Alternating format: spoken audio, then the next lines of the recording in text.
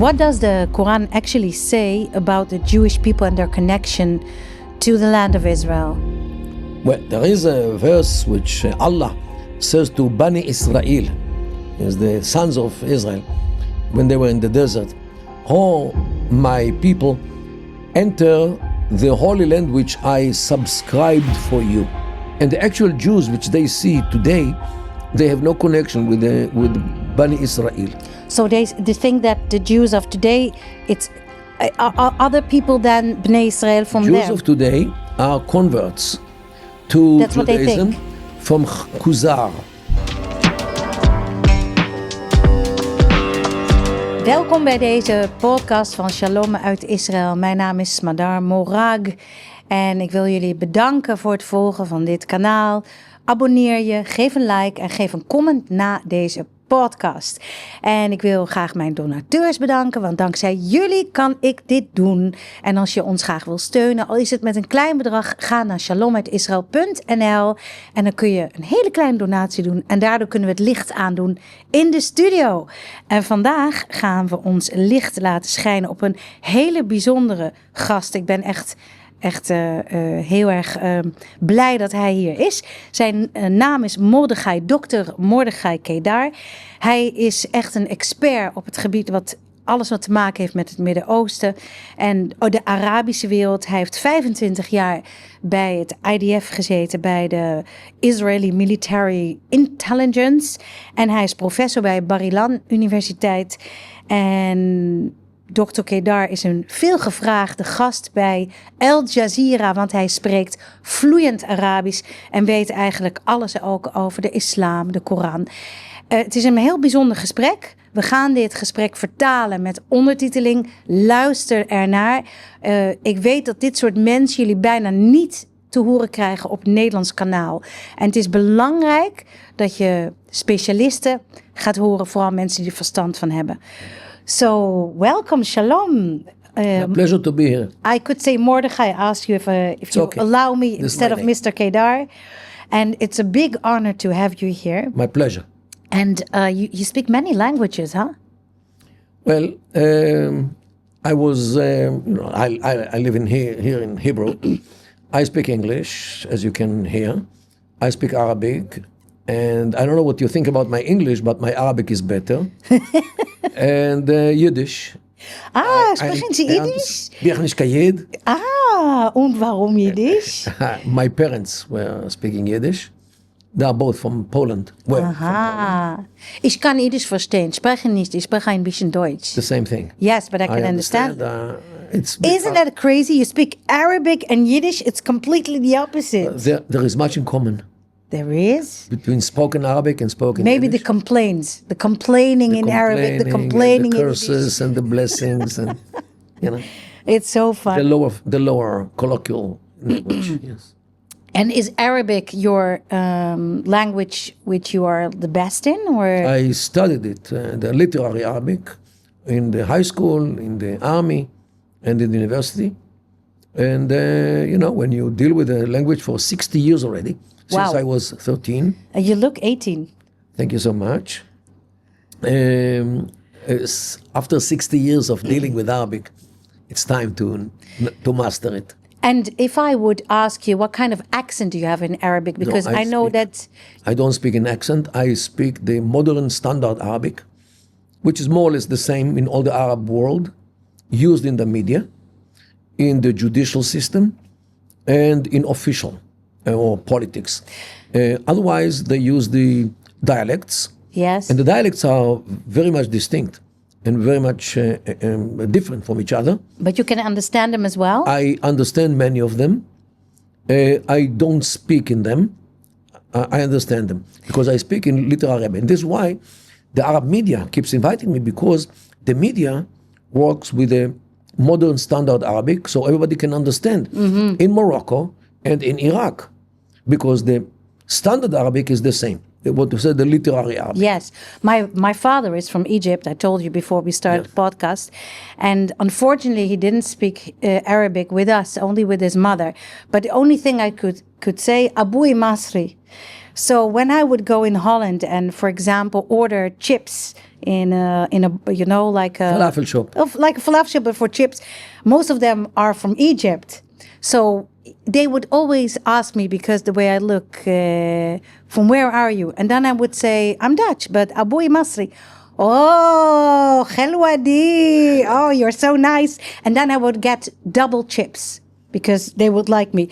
I didn't tell them I'm Jewish and from Israel, of course, because then I don't think I would get the chips. Yeah, but once when I was in Utrecht, it was 1996, like 30 years ago, for a conference in the university. I went to one of these Snack bars, we call them. And he saw that I am with the kippah on my head. Yes. So he assumed that I'm in Israel because he knew that many are coming to the university. So he actually said that he loves Israel because he's Copt. He's not a Muslim. Yes. And he said that he loves Israel because for him, Israel is the embodiment of the dreams to control yourself and not to be, part of an Islamic country. And as you know, the Copts in Egypt, they have some complaints about the attitude to the Christians as they suffer. Wow. Well, that's another subject. I want to talk with you about other things. There are many things I want to talk with you about. Let's start with a little bit, because I know you can talk about it for hours, about your knowledge about the Quran. You see, especially after 7th of October, there are so many misunderstandings and lies about what the Quran says about Israel and about Jerusalem. The Jews. And they say that it's written in the Quran that Jerusalem is part of them and Palestine is theirs. You know the Quran? Well, look, the Quran has many ideas, even opposite ideas. What do you mean by opposite ideas? Opposite ideas, for example, there is a verse which says that whenever you see the infidels, target the connection between their heads and shoulders. This is one thing. But another thing is, if they come in peace, make peace with them. So it's either or. Either you kill them or you make peace with them. So you see, the Quran has many contradictions in it. And Muslims developed the way of the Nasikh wa Mansukh, means the original one or the first one, which was changed by another one. Because so the Quran changed? The Quran was revealed to Muhammad through long time. So the later verse replaces the former one. Means later in time. So this is why the Asbab al-Nuzul, the circumstances of the descension of the ayah, of the pasuk, of the verse to Muhammad are very important, because it's at the time when he got the ayah, the verse, in order to replace something which he heard from Allah a month ago or things like this. So this is how they change from the Quran. So the Quran changed in the Quran years? has many contradictions in it. That's interesting, because it's exactly the opposite of the Torah. Look, on one verse it says that the religion with Allah is only Islam. Yes. And in another verse it says that we, means deity, we created you peoples and tribes in order to, and apparently religions as well, in order so you know each other. So either you know each other, means recognize each other legitimacy, or the only religion at Allah's is Islam. So what should we take? So here we are. This was the Nasikh wa Mansukh. So, for example, Jerusalem, is it written in the Quran? No. The word? No. No. Is Jerusalem important according to the Quran for the Muslims? To the Sunni Muslims. To the Sunni Muslims it is? Yes, because the Sunni Muslims follow the hadith, not the Quran. The oral tradition. It's another tradition? The oral tradition. Oral, the stories about Muhammad, about his companions, what he said, yes, what he agreed to, how he dressed, what he ate, all these things which are the source of the Sharia. And according to and this all was carried by heart for some 200 years. So what did they teach then orally about Jerusalem, that group? Depends whom. Because the Sunnis created this whole idea about Jerusalem that it's the third place in holiness after Mecca and Medina. While the Shia, for them, the third place in holiness after Mecca and Medina is the city of Najaf in Iraq. So the most Muslims, according to what do they go? The majority is Sunnah. So that Jerusalem is not. The Sunnis believe that the Jerusalem is holy to Islam, not because it is mentioned in the Quran. It is not. What is mentioned in the Quran is the Al-Aqsa Mosque. Means the furthest But mosque. is the Al-Aqsa Mosque the mosque in Jerusalem? No. Where is it? Originally not. Originally it was, according to Arab and Muslim historians who lived during the days of Muhammad and right after this, according to them, the Al-Aqsa Mosque was one of two mosques, the Adna and Aqsa, means the closer and the further, who were near a village not far from Mecca, 29 kilometers from Mecca, named Ju'rana. And this is the mosque which is mentioned in the Quran. 50 years after Muhammad died, there was a rebellion in Mecca, and the rebels did not allow the Muslims who dwelled in the land of Israel, to the Lebanon, Syria, they didn't allow them to go to Hajj to Mecca, so they looked for another place for pilgrimage instead of Mecca. Why didn't they allow them? Because they were drinking wine, according with the Christians who live this. They actually they were not pure Muslim. They were not Muslim They took Islam very easily. They were drinking, they were eating what comes to the plate and drink what is being poured to the glasses. They were fooling around with ladies and all these things. So the people in Mecca rebelled against them and did not allow them to come to Hajj, to pilgrimage, to Mecca. So those Umayyads who were in this region, they looked for an alternative place for pilgrimage, and they chose Jerusalem because it was holy to Christians, holy for Jews, and they built in the Temple Mount court the Dome of the Rock, more or less in the middle, and they stole a golden dome from Baalbek, from one of the churches in Baalbek in Lebanon. They stole from a church there the gold, yes. and then they plated it with the stolen gold? The dome, yes. And they ordered the people to come to Hajj to Jerusalem instead of Mecca, in order not to hear the propaganda against them in Mecca. And they created stories about Muhammad as if he ordered people to come to the whole midnight journey to Jerusalem, from to heaven. There's all stories which were concocted in 50 years after Muhammad died in order to justify the choosing of Jerusalem to be an alternative place for pilgrimage for the Umayyads. Do most imams know this, what you're teaching now? Many of them know about this, but they don't teach it because it doesn't fit the narrative. And for example, the Muslims who go to a mosque, let's say in Holland, most of them speak Arabic, not? Ignorant. Can they read the Quran? Can they not read? They can read the Quran, many of them, especially Arabs who understand Arabic. Yes. Although the Quran is very hard Arabic, classical Arabic, many Arabs do not understand it without the exegesis. But do they study? Like in Judaism, we sit together,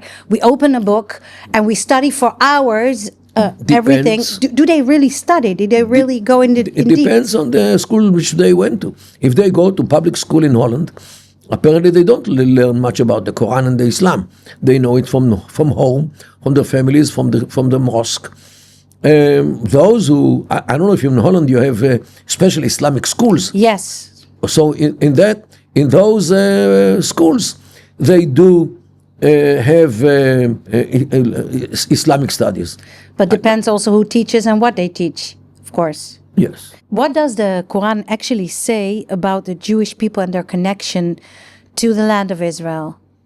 Well, there is a verse which Allah says to Bani Israël, as the sons of Israel, when they were in the desert, "Oh, my people, enter the Holy Land which I subscribed for you." This is however, the context is negative, because in the next verse, they say to Allah, "Well, we are afraid of the giant people who live there. First get rid of them, then we'll go into this land." What happened in Parashat Shlach, in the book of Numbers, is negative. It's not so good? Because they refused. And since they refused, he left them in the desert for 40 years. But do they see us as indigenous people, which are connected to Eretz Israel? No, because in the Islamic discourse of today, they divide between Bani Israel, the sons of Israel, who are a mythologic nation which lived in those times, and the actual Jews which they see today, they have no connection with Bani Israel. Jews of today are converts to Judaism from Khazar. Well, there are many Jews already in the 9th century, 10th century, documented by Muslims. They don't let facts disrupt the theory. Not only this, the Jews in Yemen, who were for thousands of years already there. So, but this is, they don't allow facts disrupt their theories. The theory is that the Jews of today have no connection, just like the Iraqis of today have no connection to the Babylonians. I also met a group of Christians, and they told me that even in the Christian world, there are sometimes also different groups who say, like, we don't think that you are the same Jews as mentioned in the Bible. And they said it next to my husband. And then she said, "Convince me that you're the same Jew." And then my husband said, "They still want to kill us? Yes, we're the same." So it seems that not only in Islam, but also in Christianity, there are certain groups who think that we are not the same Bnei Israel who went out of Egypt and got the Torah. Look, I think that ever since the 5th century BCE, there is a constant writing about the Jews. The Greeks, by the way, in the Greek books, Jerusalem is mentioned, is described. And some Greek, ancient Greeks from the 5th century BCE, they described how Jerusalem looks on Shabbat. Oh, really? What foods the Jews are eating. What were we eating? Clothes, fish. Still the same. Yeah. Yeah. Gefilte fish. but yes, and they describe the nerot, the candles, which Jews were lighting on Shabbat. Wow. Yeah, and every century had its own literature about the Jews. So when did we become different? It's not that there are 1,000 years that nobody mentions the Jews. But this is not the situation. Every century you have books which mention the Jews here or there, or all kinds of things. So, that's interesting. So this is why. What can you tell us about the Quran, for example, if you compare it to the Torah? Well, the Quran is the holy book of Islam, came to the world to correct all kinds of bad things which were within the Arab tribes before the pagan Arab tribes before Islam. Can you give me an example? Yeah. Idol worshipping. Idol worshipping was abolished by Islam. Second thing, before Islam, the Arabs say that a man could marry as many women as he wanted. 10, 20, 30, as many he could handle. Islam came and restricted the number to only 4. Which is also a lot, I think. To marry one is enough. Compared to the situation before Islam, it is a real restriction. Yes, it is. However, the Quran allows to a man to have concubines as many as he can feed. Another thing which the Quran has tried to rectify. Also to make peace between all the tribes, because before Islam they were fighting each other all the time. And Islam was meant to create peace between all those tribes who were fighting each other beforehand. To a degree that Muhammad is quoted in the hadith, in the oral tradition, saying that all the Muslims are like the human body. If you have a wound in your leg or in your foot, you will have fever in your head, because we are united. Just like the body is one system, so we are all, the Muslims, we are all one system. If, let's say, a Muslim in Morocco suffers, people from Indonesia, Muslims, you will come to help him. That's why you see now also that all the Arabs are concerned about Palestine and about the Gaza people. It's because of that. This is by the idea of the unification of all the Muslims in the world in order to constitute a nation which will function as a united body, like the human body. Whether it succeeded or not, it's a matter of, depends when and depends where, because what we see today, unfortunately, how they fight with each other in Iraq, in Syria, in Yemen, in Sudan, in Libya, in many other places. So the success is limited. However, one thing I would take from Islam to Judaism, and this is the ban on alcohol. Kiddush, as you know, on Shabbat can be made on grape juice. You don't need alcohol. And the price, look, I drink alcohol. I'm not a monk. But the price which the human being is paying because they're alcoholists. Because of the alcohol. Yes. Violence, domestic violence between men and women. And how many women were beaten by their husbands because drunken men. Liver problems. Yes. Road accidents. Yes. Addiction. Yes. Okay, the price which the Western societies pay for the benefit of drinking alcohol, in my humble view, is too high. Imagine if we abolished all the alcohol and we would have much less violence at home. Many more wives will be safe, less liver problems, heart problems, and less road accidents. Becoming drunk is also something you may not do according to Jewish law. You have to stay in control. Yes, and that people drink but not even on in Purim. Right. Like when we have to drink, then also you have to stay in control, not only become an to be animal. happy, not more than happy. Yes, exactly.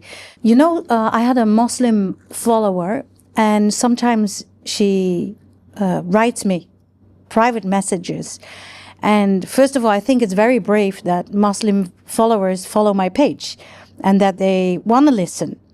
And then she wrote me once, like, Smadar, you have to know that the Quran itself, it's peaceful. It's other books which they added, which are giving problems for the Jews. What is your comment about that? Look, books are written by people. So it's not the book is the problem. The problem is the man who wrote the book, first of all. Second thing, Muslims, there are all kinds. Mm-hmm. I would say a whole spectrum. Yes. Between most moderate Muslims and the most radical. Are they the majority, by the way? I don't know what majority is, because in many issues, people place themselves on different points between the most moderate and the most radical. Depends on the subject. Depends on the subject. For example, you can, let's say you'll be a Muslim, but you eat pork and you drink wine. Okay, so you are low on the spectrum. But if you see somebody who draws a caricature about Muhammad, you will get totally outraged. Why? Because he humiliated our prophet. So people relate to different things from different points of view. Yes. Regarding... Depends the subject. Depends the subject. Or, for example, you can eat pork and drink wine, but you will force your daughter to go to school with a headscarf, especially if you live in Europe. So she broadcasts. Why do you say especially when they live in Europe? Is it a certain Because change Muslims- in clothing you see especially in Europe and not in Arab countries? Because many Muslims came to Europe to have better life, good health, good education, good economy, roof above the head, okay? But they did not come into Europe in order for their daughters to become Europeans, especially when it comes to boys and what is being done with boys. So that's the way they protect their girls. So he could be a Muslim who doesn't pray, doesn't fast on Ramadan, eat pork and drinks wine, means he doesn't keep Islam, but his daughter he will force his daughter to go to the public school with a headscarf, and if she dares to have a boyfriend, he might be very, very angry. With that, we will close our podcast, and Be'ezrat Hashem, with God's help, we will have peace. Thank you so much for your insights, and we've learned a little bit more about Islam, about Quran, and Study a little Arabic. bit about Ken. Aywa. Shukran. La Thank shukran you. wajib. Thank you very much for this interview. Ik hoop dat jullie ook, net als ik, veel geleerd hebben van deze podcast met Dr. Mordechai Kedar. Als jullie vragen hebben, zet ze onder deze podcast. Like het, comment, volg. Tot de volgende podcast. Shalom.